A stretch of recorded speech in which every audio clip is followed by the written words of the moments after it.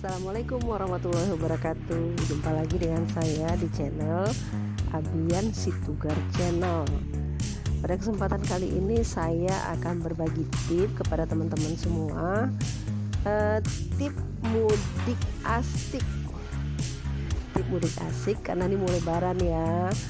Jadi saya akan mereview di sini tips mudik itu ke Sumatera tentunya. Kalau daerah Jawa sih banyak pilihan ya, ada pesawat, ada kereta, ada LRT, ada bis, segala macam. Tapi kalau pilihannya untuk Sumatera Barat itu hanya pesawat atau mobil. Nah, pada kesempatan ini kenapa saya membahasnya itu kendaraan. Barusan ya saya cek harga tiket itu dari Jakarta ke Padang untuk tanggal 30 April satu orang itu harga tiketnya 3.650.000. Wow, mahal sekali. Ini satu orang loh. Nah, bagaimana kalau seandainya satu keluarga, suami istri tambah anak 2, berarti kali 4 terus PP kalau dihitung, jadi satu orang itu sekitar 7.200.000 PP kali 4. Jadi untuk harga tiket aja kita harus menyiapkan uang sekitar hampir 30 juta, jadi 29.064.000 saya hitung. Wah, itu harga yang sangat mahal sekali, yang fantastik. Buat orang kaya sih kecil, tapi kalau buat saya itu mahal. Buat saya pribadi itu rasanya mahal sekali, bayar harga tiket segitu ya. Belum lagi ditambah harga travel ke bandara, terus harga charteran mobil travel dari bandara Minangkabau ke kampung halaman, itu juga jauh gitu.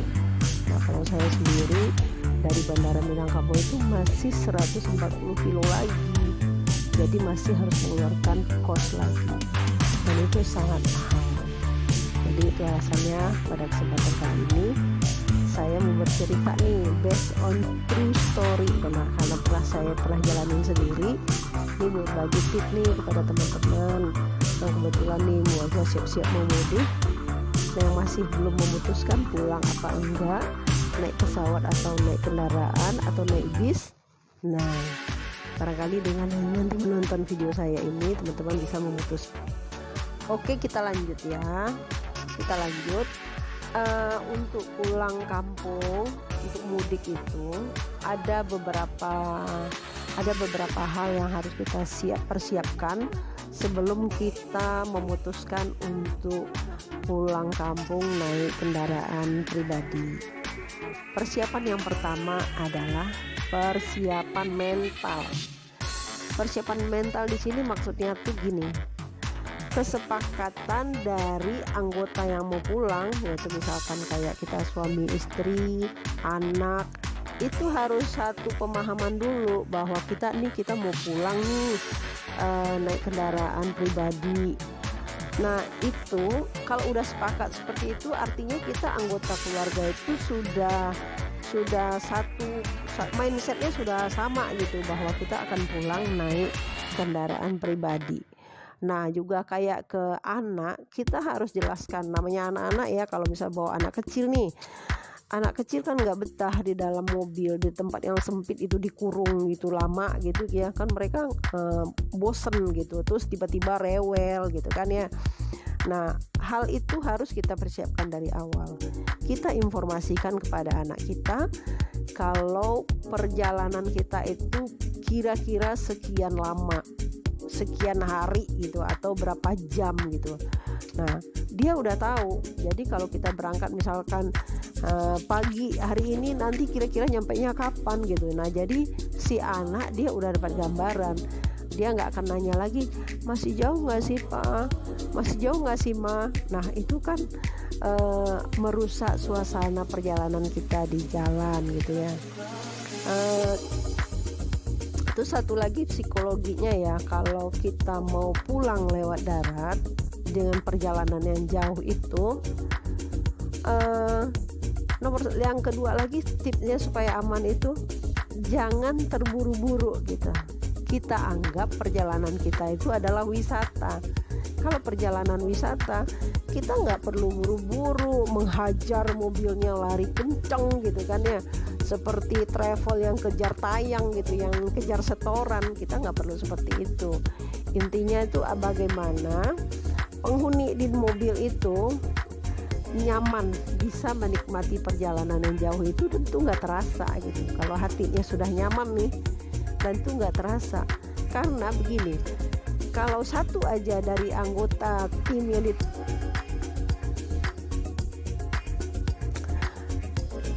yang kedua, persiapan kita tadi mental ya. Yang kedua, persiapan kendaraan.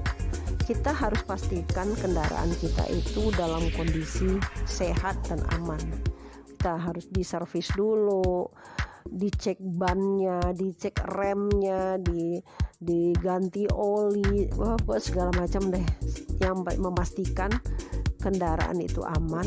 Dan semua kunci-kunci seperti dongkrak gitu kan, terus ya apalah, sukalah urusan mobil lah ya. Kalau nanti andaikan terjadi sesuatu yang darurat di mobil, misalkan bocor atau apa, kita semua peralatannya itu udah ada, jadi tinggal diganti gitu. Jangan sampai pas kita udah jalan ternyata dongkraknya nggak ada, sementara kita di sawangan gitu ya, nggak ada yang bisa bantu. Nah, jangan sampai, nggak boleh hal itu terjadi. Jadi kita harus benar-benar harus pastikan kendaraan kita sudah ready, siap untuk mengantarkan kita ke kampung halaman ya. Selanjutnya nomor 3 itu sopir. Nah ini juga saya punya tips di sini, dan saya sudah pernah lakukan hal ini. Sopir ini minimal 2. Kalau ada 3 lebih bagus sekali, tapi minimal 2. Untuk amannya kita tuh minimal 2 orang bisa bergantian. Nah, kalau selama ini orang bergantian itu setengah hari dia putarannya 12 jam gitu kan, setengah hari. Nanti udah setengah hari baru dia tidur, terus yang satu lagi nyetir juga setengah hari gitu. Tapi berdasarkan penemuan saya nih, saya udah pernah lakukan berdasarkan baca-baca dari ini ya, dari buku ya, dari internet, bahwa tingkat konsentrasi kita itu, manusia itu tingkat konsentrasinya itu maksimal cuma 2 jam. Karena kan kalau nyetir nih kita kan fokus nih lihat jalan nih, kita fokus lihat jalan kan nggak, matanya nggak begini-begini, paling matanya ini doang, kepalanya nggak gini-gini kan. Jadi fokus melihat ke depan itu maksimalnya itu cuma 2 jam. Artinya itu apa? Kita harus bikin putaran pergantian menyetir ini setiap 2 jam ganti. Emang belum terasa sih, baru aja bawa udah ganti sih. Tapi cobain deh, saya sudah pernah cobain, sudah nyobain yang putarannya setengah hari, dan sudah nyobain yang putarannya tuh 2 jam sekali. Tahu nggak teman-teman, kalau kita nyetir dengan putaran 2 jam itu, jarak antara pada Jakarta dengan Padang itu sampai di kampung itu, saya cuma merasa baru habis nyetir seperti dari rumah ke kantor di Jakarta gitu. Seperti itu. Jadi fit kita gitu. Enggak, kalau dulu dengan putaran misalkan dengan setengah hari seperti itu, sampai di kampung itu ya sopirnya terkapar. Dia tidur seharian untuk memulihkan energinya lagi. Sementara di kampung kita udah lebaran. Nah, jadi orang lagi silaturahmi, sementara sopirnya udah terkapar tidur. Itu nggak bagus. Jadi cobain ya tip dari saya, putaran sopirnya 2 jam atau kalau maksimal 3 jam deh. Cobain, itu oke banget deh, sangat direkomendasikan sekali. Oke?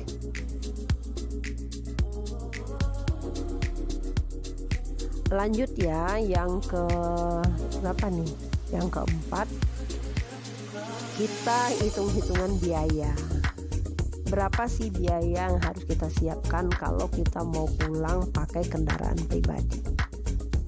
Yang pertama, kita harus tahu dulu jarak tempuh.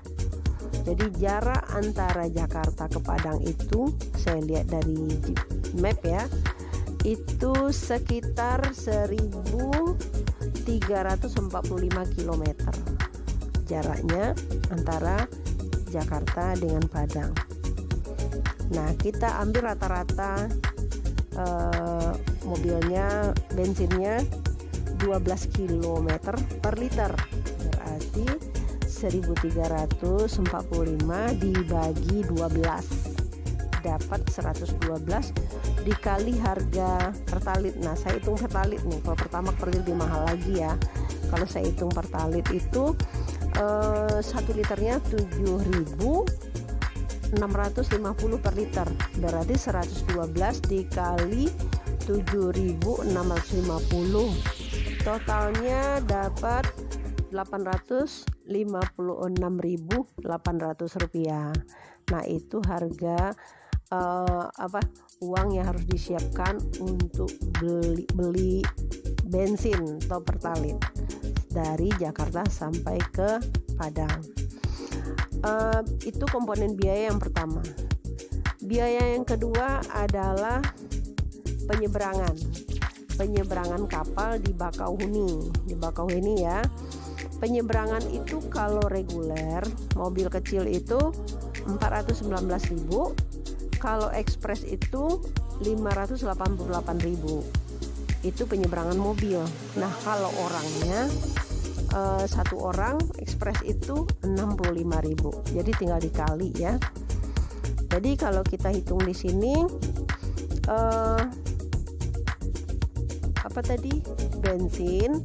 bensinnya 856.800, penyeberangannya 588.000, penyeberangan orang 325.000, terus ditambah tol dari Bakauheni ke Palembang.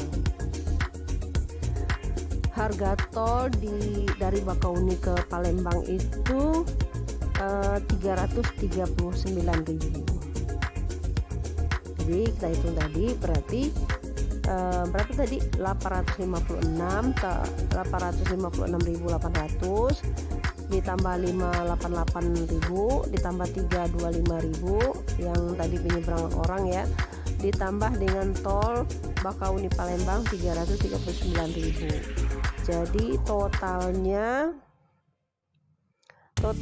terus dikali 2, totalnya semua itu adalah 4.217.600. Nah, itu ongkos untuk pulang kampung pakai kendaraan dari Jakarta ke Padang. Nah, kalau kita bandingkan dengan harga tiket tadi itu, kalau kita naik pesawat kan tadi 29.000 ya, 29.064.000, berarti dikurangi 29.064.000 dikurangi 4.217.600, berarti kita hematnya 24.846.400 rupiah. Wow, keren banget. Ini uangnya 24 juta nih, kita udah sepuasnya untuk operasional selama di kampung. Bisa THR, bisa oleh-oleh, bisa jalan-jalan kuliner, bisa lagi buat oleh-oleh balik ke Padang, balik lagi ke Jakarta. Itu sangat signifikan. Jadi teman-teman bisa mengambil keputusan ya, jarak selisih harganya itu sangat signifikan. Jadi bisa diambil nih keputusannya, pulangnya naik mobil saja itu ya. Selanjutnya tadi kita persiapannya tadi mobil udah, konsumsi. Kalau konsumsi di sini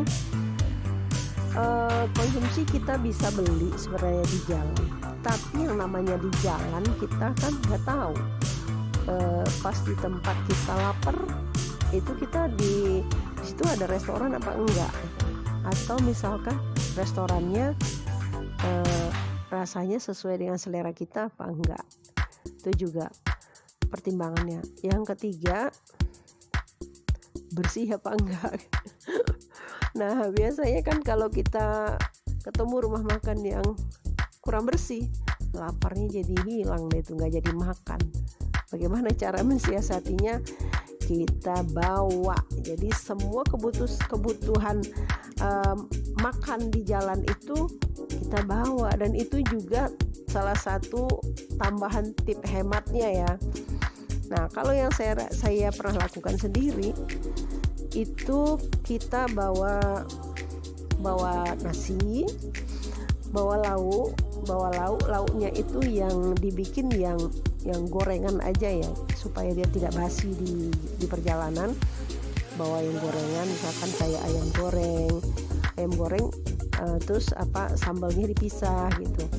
Nah tips bikin sambalnya nih, supaya di dalam 1 hari 1 malam di jalan itu sambalnya nggak rusak, teman-teman gorengnya jangan pakai tomat, jadi gorengnya pakai jeruk nipis.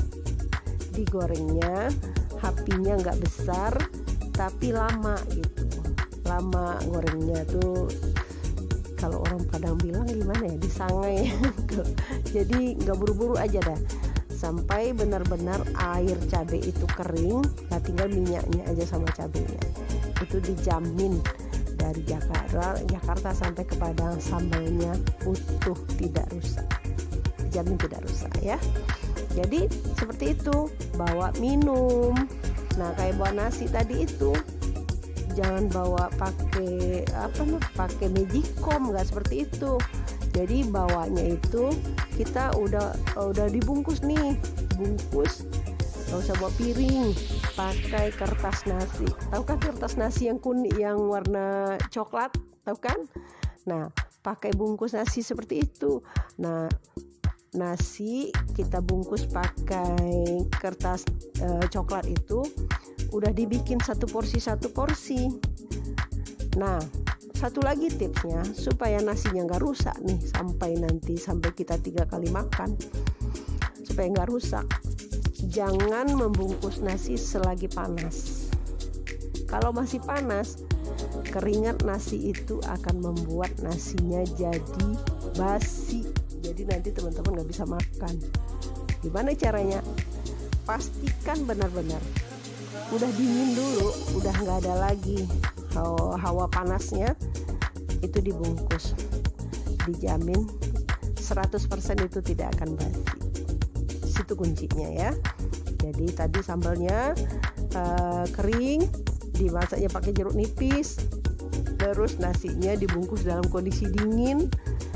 Dan pas nih, misalkan kita anggotanya ada 4 orang, 4 orang, nanti 3 kali makan baru kita sampai ke Padang.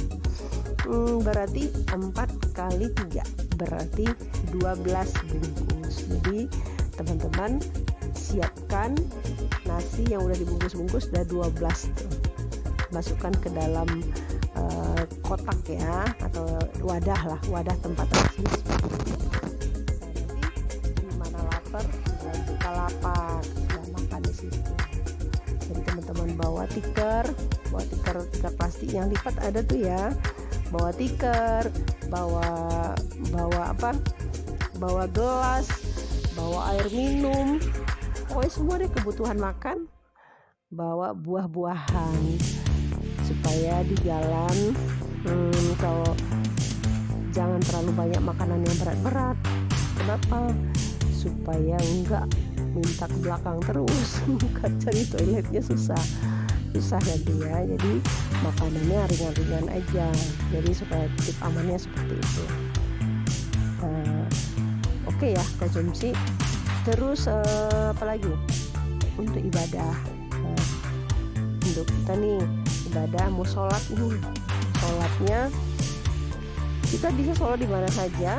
Kan tadi kita buat tikar, teman-teman bawa sajadah, bawa mukena. Nah jadi di mana ada waktu sholat datang, kita tinggal gelar tikarnya, sholat di situ.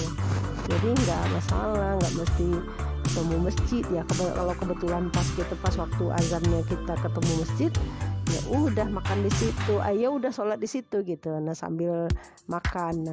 Nah kalau ini kan kita kalau mau lebaran kan pulangnya belum puasa ya. Nanti teman-teman bisa berhenti di masjid sholat maghrib ya, berbuka di situ, makan di situ gitu, seperti itu. Jadi gampang kok, nggak sulit ya, nggak sulit.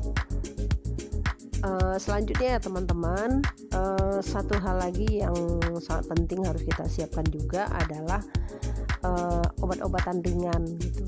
Karena kita namanya jalan jauh, seperti misalkan kita mesti siapkan obat sakit kepala, obat pusing, minyak kayu putih, atau seperti antangin gitu, atau misalkan kita punya obat memang lagi sakit atau punya obat khusus yang rutin kita makan kita minum, jadi kita bawa gitu, persiapan seperti itu. Jadi udah oke ya, mobilnya oke, ongkos BBM-nya oke, konsumsinya oke, ibadahnya oke, obat-obatannya oke. Sudah deh teman-teman, siap pulang kampung bersilaturahmi dengan saudara. Silaturahmi itu katanya membuka pintu rezeki. Ya segitu ya teman-teman ya, itu tips dari saya. Semoga bermanfaat. Jadi seandainya apa yang saya sampaikan pada hari ini menurut teman-teman itu memberikan ada manfaatnya buat teman-teman, tolong dibantu subscribe ya, dibantu subscribe itu gratis. Nah silakan like, komen, dan share video ini kepada teman-teman yang lainnya. Sampai ketemu lagi di video saya yang selanjutnya. Terima kasih. Assalamualaikum warahmatullahi wabarakatuh.